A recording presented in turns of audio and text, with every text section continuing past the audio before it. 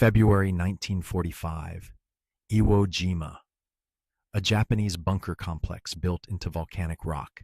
300 Marines dead trying to take it. Artillery bounced off. Explosives barely scratched it. Then a Marine walked up carrying what looked like a garden hose with 2 tanks. 40 seconds later, Japanese soldiers who had sworn to fight to the death came running out, hands raised, uniforms on fire. The M2 flamethrower looked absurd. 2 cylinders strapped to a rifleman's back. A hose, a wand with a squeeze trigger. Every soldier who first saw it thought the same thing. That cannot possibly work. It worked. Japanese defenders who would charge machine guns, who would detonate grenades against their own bodies, who would hold positions until ammunition ran out and then fight with bayonets. They ran from this weapon. They ran screaming. The Pacific War created a problem American commanders had never faced. Japanese forces did not surrender. They fortified caves, bunkers, and pillboxes with interlocking fields of fire. They waited underground until American forces approached, then opened fire at close range. Conventional tactics meant frontal assault.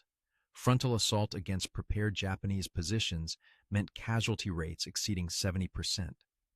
On Tarawa in November 1943, Marines took 3 days to secure an island 2 miles long. 4,997 casualties. Japanese defenders fought from positions they would not abandon under any circumstance. Artillery could not reach them.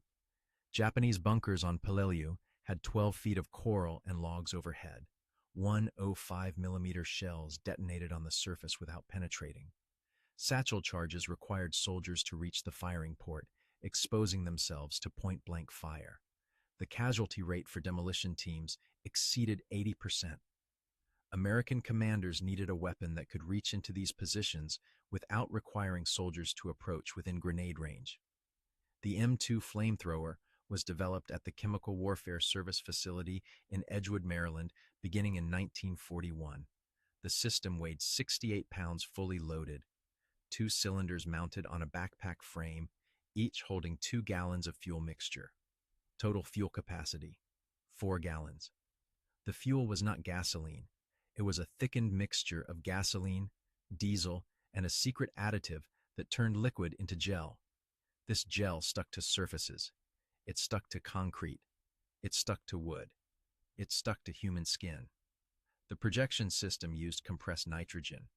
The fuel cylinder held 4 gallons of gel. The pressure cylinder held nitrogen compressed to 350 pounds per square inch. Opening the valve sent nitrogen into the fuel cylinder, forcing gel through a reinforced hose to the gun assembly. The gun weighed 10 pounds with a squeeze trigger ignition system. Pull the trigger, gel sprayed out. An electrical igniter created a spark. Fuel ignited midstream. Effective range was 40 yards sustained, 60 yards maximum. Duration of fire with full tanks was 9 seconds continuous, or 20 shorter bursts of 0.4 seconds each. Operating temperature of burning gel exceeded 2,000 degrees Fahrenheit. The flame traveled at 40 feet per second. At 40 yards, the stream took 1 second to reach the target. At 20 yards, 0.5 seconds. Japanese defenders had half a second to react after the operator pulled the trigger. Compare this to German flamethrowers. The German Flammenwerfer 35 weighed 79 pounds loaded, held 2.8 gallons, fired for 2 seconds maximum duration. Range was 25 yards. The Italian Lanciafiamme model 35 weighed 82 pounds, fired for 8 seconds, range 18 yards. Soviet ROKS 3 flamethrowers held 7 gallons, but weighed 117 pounds and required 2 operators. British flamethrowers matched German specifications. The M2 advantage was range and duration. 40 yards meant operators could engage bunkers from beyond effective grenade throw distance. Japanese Type 97 grenades had maximum throw range of 35 yards.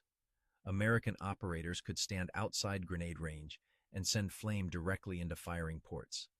9 seconds continuous fire or 20 short bursts gave tactical flexibility German designs could not match.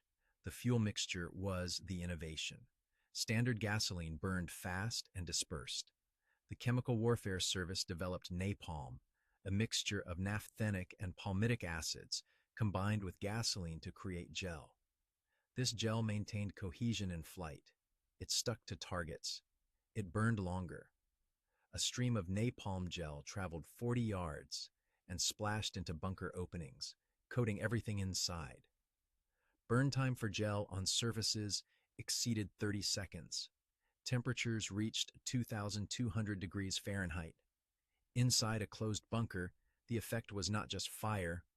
Flame consumed oxygen. Japanese defenders in sealed positions faced two threats: burns and suffocation. After-action reports from Saipan noted that Japanese bunkers hit by flamethrowers contained defenders who died from oxygen deprivation before burns could kill them. The fire ate the air they needed to breathe. Production began in 1943. By December 1944, American forces had received 4,600 M2 units. Allocation was 3 per rifle company and Marine divisions, 4 per company and Army divisions fighting in the Pacific. Every assault team included at least one flamethrower operator. Training emphasized short bursts rather than continuous fire, maximizing the number of targets engaged per fuel load. First combat use was Guadalcanal, February 1943. Marines used early model flamethrowers against Japanese positions in jungle terrain. Results were mixed. Range was insufficient, duration too short. Japanese defenders could wait out the flame, then resume firing. The M2 redesign addressed these limitations. By Tarawa in November 1943, improved models changed the dynamic. Tarawa showed the pattern that would repeat across the Pacific. Japanese defenders held bunkers built into the seawall with reinforced firing ports. Frontal assault failed. Marines brought up flamethrowers. Operators advanced under covering fire, reached the bunker exterior, aimed into firing ports, pulled triggers. 40-yard range meant they did not need to reach the opening itself. They stood 10 feet back and sent flame through the gap. Every bunker engaged by flamethrowers stopped firing within 40 seconds. Defenders either died inside or evacuated immediately. The Japanese response was documentation and fear. Captured Japanese documents from Saipan in June 1944 included specific orders: if American flame troops approach, evacuate position immediately. Do not wait. The fire cannot be stopped. This represented a fundamental change. Japanese doctrine emphasized holding positions regardless of circumstances. The flamethrower broke that doctrine. It created a weapon Japanese soldiers would not face. Marshall Islands, February 1944. Kwajalein Atoll. Japanese defenders fortified bunkers with coconut logs, coral, and steel. Army infantry advanced with flamethrower teams. 112 Japanese positions engaged, 97 destroyed or neutralized by flame weapons. Average time from first flame burst to position abandonment, 22 seconds. Japanese forces that had held against artillery for 3 days evacuated within seconds when flame entered their positions. The psychological impact exceeded the physical damage. Japanese soldiers understood machine gun fire. They accepted artillery. They trained to endure both. Nobody trains to endure 2,000-degree flames in an enclosed space. The sound alone created panic. The fuel ignition made a distinctive roar. When Japanese defenders heard that sound, they knew what was coming. Many evacuated before flame reached their position.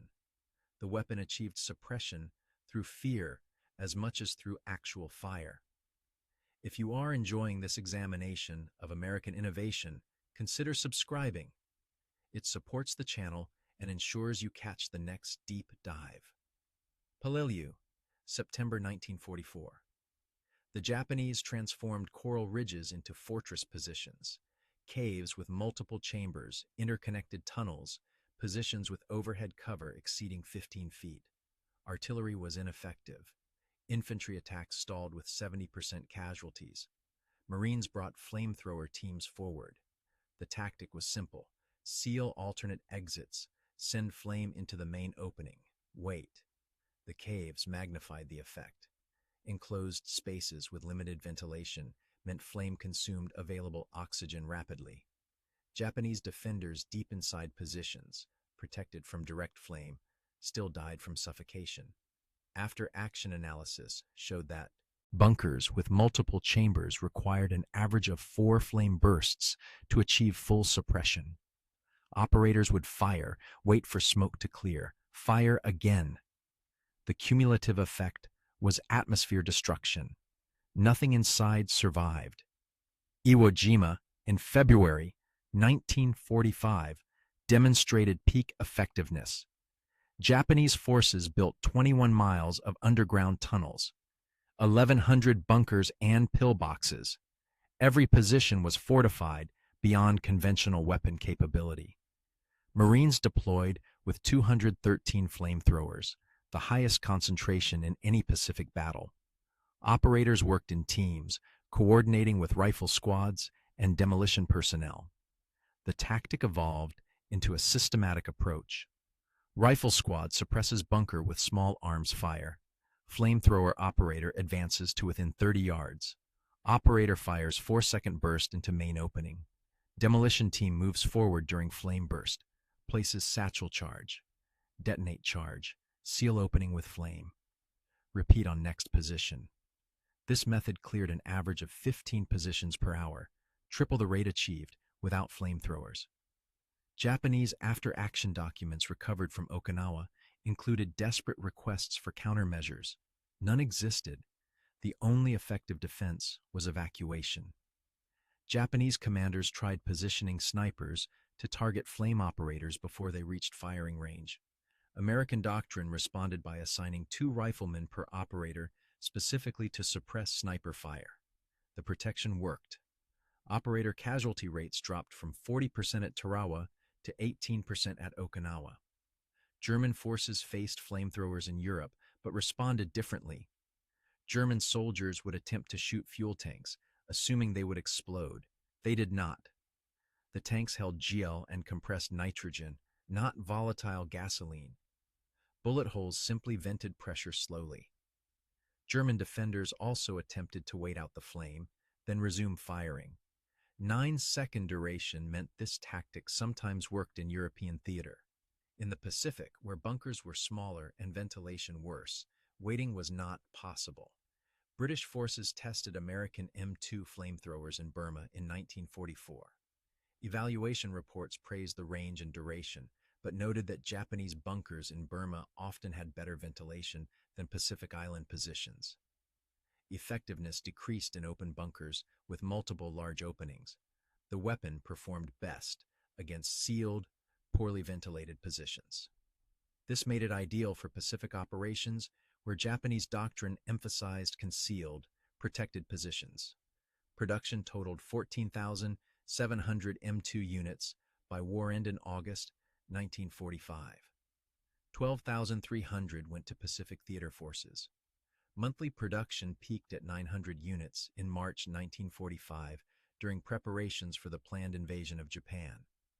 Every assault division scheduled for Olympic and Coronet operations was to receive triple normal allocation. Planners expected Japanese home island defenses to exceed anything encountered previously. Post-war analysis calculated effectiveness ratios. Japanese positions engaged by conventional assault required an average of 17 casualties per position cleared. Positions engaged with flamethrower support required an average of 4 casualties per position. The weapon reduced American losses by 76% when employed correctly. This represented the single greatest casualty reduction tool available to Pacific commanders. The weapon's impact extended beyond direct combat. Japanese morale reports from prisoners captured at Okinawa indicated that flamethrowers created more psychological stress than any other American weapon, including naval bombardment. The certainty of death, the method of death, and the inability to fight back created a fear that broke even the most determined defenders. When captured, Japanese soldiers were asked what weapon they feared most. 68% identified flamethrowers. Artillery received 12%. Tanks, 8%. Soviet forces captured M2 specifications from Lend-Lease shipments and developed their own improved version, the ROKS-3, incorporating American range improvements while maintaining Soviet fuel capacity.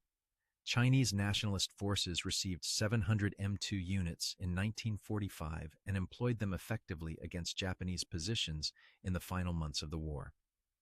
British forces in Burma requested additional M2 units after observing American success, receiving 300 units in June 1945. The M2 remained in American service through Korea and Vietnam. In Korea, the weapon proved effective against Chinese positions in frozen ground where digging was impossible and defenders used above-ground fortifications. In Vietnam, tunnel warfare created ideal conditions for flamethrower employment, though lighter M9 models largely replaced the M2 by 1968. Total combat employment exceeded 40,000 engagements across World War II Pacific Theater. Documented kills attributed to flamethrower teams exceeded 21,000, though actual numbers likely ran higher as many Japanese defenders died from suffocation rather than burns, making attribution difficult. The weapon achieved its purpose. It forced Japanese soldiers from positions they had sworn to defend with their lives. American engineering solved an impossible problem. How do you defeat an enemy that will not surrender, fighting from positions artillery cannot destroy, willing to die rather than retreat? The answer was a weapon that made staying more terrifying than dying. The M2 flamethrower delivered 2,000-degree flames with 40-yard range for 9 seconds, eliminating oxygen and hope simultaneously. The garden hose that looked ridiculous proved devastating. It reached into bunkers where explosives could not go. It killed defenders who artillery could not touch. It broke the will of soldiers who would charge machine guns and detonate grenades against their own bodies. When Japanese defenders ran from positions they had built to die in, American engineering achieved what tactics and courage alone could not accomplish. The specifications proved it. 40-yard range versus 25 yards for German equivalents. 9 seconds duration versus 2 seconds. 4 gallons of gel that stuck to surfaces and burned for 30 seconds. The combat record confirmed it. 76% casualty reduction. 22-second average position abandonment time. 1,100 bunkers destroyed on Iwo Jima alone. The post-war adoption validated it. Soviet forces copied it. British forces requested it. Every nation that studied Pacific combat recognized that American flamethrower design represented the superior solution to fortified position warfare. The simple garden hose with 2 tanks accomplished what massive bombardments could not. It made the impossible position untenable, the determined defender desperate, and the final stronghold indefensible. That was American innovation at its most brutally effective.